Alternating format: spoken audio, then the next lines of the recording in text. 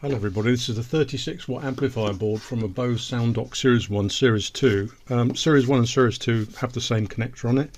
As you can see, the connector has left the board. It's very common.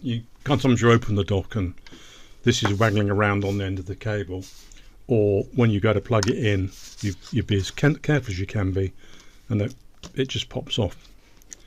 So the reason it's is because it's never been wetted properly. And it was like this throughout the whole manufacturing cycle of the SoundDock 1 and 2. And you can see, look, it's not wetted. There's no solder on these pads. It's literally been stuck on with the flux solder paste. But no, it's not tinned. It looks very tinny and shiny on that side, but the underside doesn't look anything like it. Now, if you examine the board itself, you can see it's just broken off. They've just come adrift. It has left the building. So the amplifier is the same. The electronics on this one, unlike the rest of the dock, as in the standard form that left the factory, this amp is very reliable. It's a great amplifier actually. Very, very, very few. I mean, out of thousands and thousands of docks we've fixed, we've only got maybe a dozen amps that have blown up. Very good. Anyway, so the name of the game is, I'm just going to show you how to solder this on. I could use a hot air gun, but if you guys haven't got an air gun, it's no use showing you how to do it with that air gun. So I'm going to show you how to do it with a soldering iron. Now, if you haven't got any, there's some solder wick like this, 10 wick rosin based solder wick. It's like blotting paper. You can soak up any solder. If you've got a bridge between two pins, you can clean it off with this. I'll demonstrate that. And you can get it in small rolls for 10 quid or something like that. This is about 50 quid this roll, but it's 100 feet. So, you know, it lasts me a while even. I do a lot of soldering. So you can do with some of that. And also, if you can get some flux, most fluxes will do. I use the RMA 218. It can be pretty nasty, so check your health and safety sheet. It's not very present, and it's got this, and it's illegal in some parts of the world, but I've been using it for years and I'm still alive, just about, as you can tell. But yeah, periodic light exposure is not the same as working with it, you know, just using it once a week or something. But a bit of flux anyway, not necessarily this, but will make life a lot easier. And I'm using some of the EN60 cord solder wire from Multicore or Loctite, and the EN60 is an Ursin, so again, go well ventilated. But it's a flux designed for soldering difficult surfaces, and very good. My dad used to say, you can tin your mum's buttocks with that, son. And I'm not quite sure what he meant. And then you've got obviously some decent quality lead free. Actually, no, this is leaded as well, isn't it? Yeah, so I'm going to use leaded today, but you can use lead free if you're feeling a bit picky. But honestly, we're using such small amounts that it is allowed in industrial gear, and spacecraft allowed to use it. And even, I think, or they were, the little gift cards you get with the battery and a little thing inside could have leaded solder, even though they're only one use and then in the rubbish tip. So anyway, let's get to it. Oh, there's one other thing to mention, is that on the board there's two little metal clips which have soldered properly. You can see them there. There's one there, one there, and they engage into the front section here in a little slot. They go into that little slot. Okay, now we can, if we leave those on the board, if they're still there and they're on your board, you can just when we've cleaned these pads off, you can actually just fix the connector down on there or push back onto there, solder it all down, and then we'll probably run a bit of super glue on it to stop it coming off again in the future. But we will try and tin this connector. So the first thing to do is to clean up these solder joints here. So we've got our soldering iron running at 400 at the moment. It's a bit high, but it'll do. And then some solder wick here. And you just, you've seen this all before. Dun, dun, dun. Right, here we go. Here we go. Fast and low. And we're just going to scrub down there, make it nice and clean. Don't solder the solder wick onto it. I've said this many times before, because if you pull it, you'll pull the tracks off. Never had any problems with the tracks coming off on this board, but there's always the first time, especially when you lot are watching. Right, so that's nice and clean, squirty bottle. So now we've got this connector, okay, got this here connector. Smooth that out of the way, and let's put that down there and get it in the right position. Do it along like that.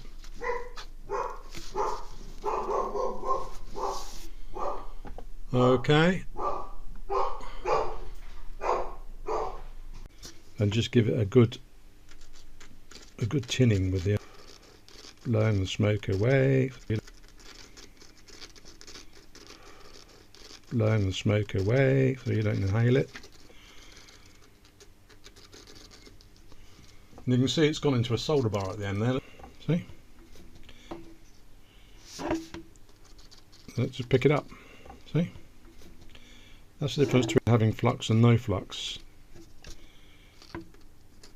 Totally fluxed up. Okay, doing that to those pins will make this connector a lot easier to solder on. It never gets damaged, or I've never seen one that gets damaged when it comes off the board. So we should be okay just to plug it back on. So let's go back to this again. Get that in position. And spot meter focus, go there. Come on, focus, you focusing fucking thing. Come on. There it is, lovely. Okay, you can see that these pins down here, look, that lot are parallel. This is the power rails, ground, plus and minus, and this is the signals, and the IR signal comes through routed from this board from the IR receiver chip. All right, so take your connector and just re-engage it on the board onto those two posts there, like that. And you can see that's holding it in position, and then make sure it's fully slid forward.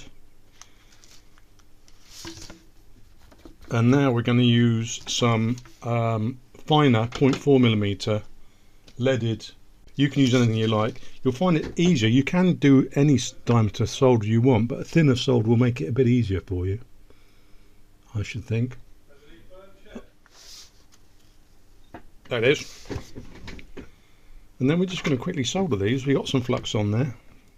Already did the flux, but I'll do it again. There are a little bit of flux on there. Will make your life easier. Everything goes better with flux.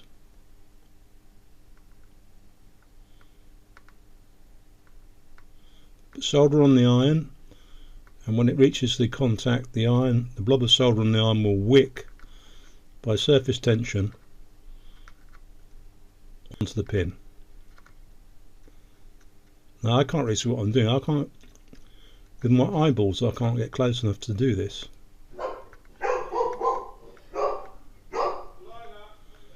That's probably my neighbour coming round for a free cup of coffee, I should think.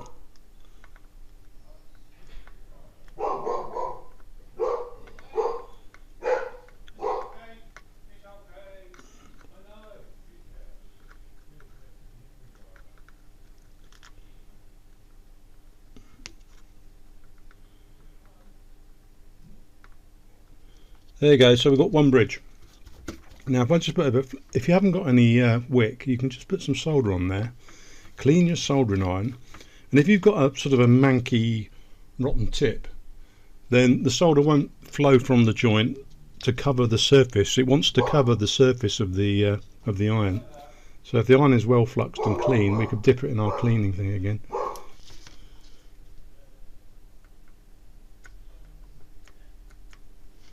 Touch it on there a few times.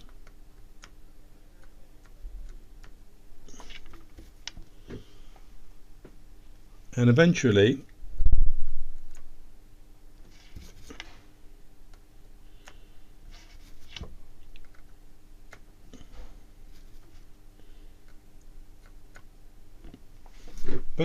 you can break the,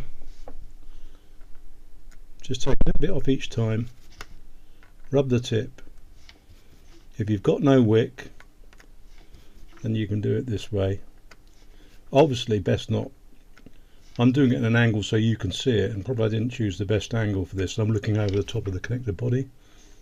But you know, workman always blames the situation or his tools. A bit more flux.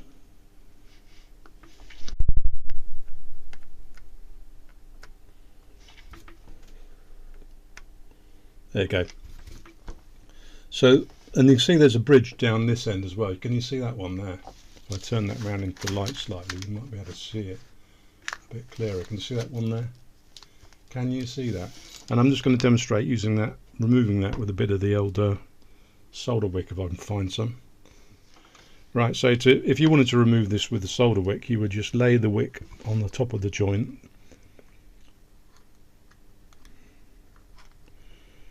Let it rest for a second, and then you can see it's wicked up the joint and it's all soldered, right?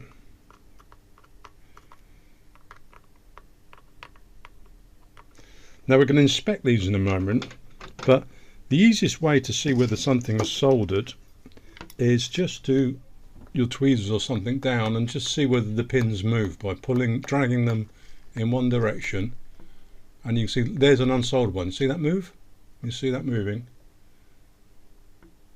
That one there is moving, so that's not soldered properly, but the others are okay. So we've got the 1, 2, 3, 4, 5th, 6. That one there, it's not soldered, okay. But we can soon fix that, can't we? Because we can get our iron and just go to the pin that's in question.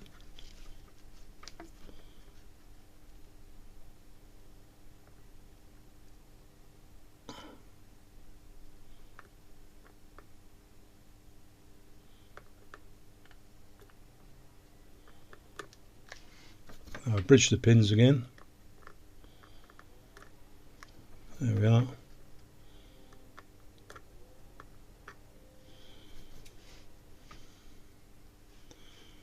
Normally I would just use the wick if I managed to do this, but you might not have any, so I'm showing you what to do.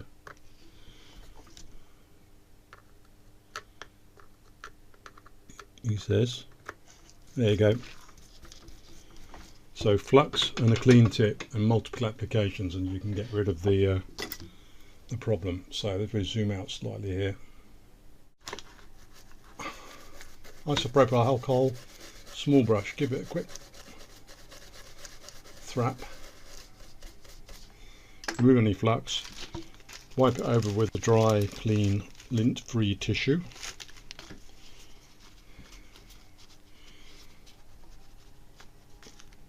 And that's it done now. Now, always a good idea to get your eyeglass out and have a really good look at these, a really scrutinise them. An eyeglass is very cheap if you haven't got one. I just usually use a ×2 or a ×5 to have a look.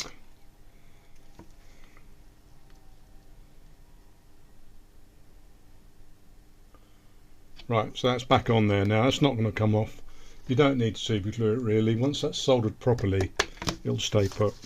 So that was for a customer who snapped it off. So yeah, thanks for watching. I hope you found that interesting.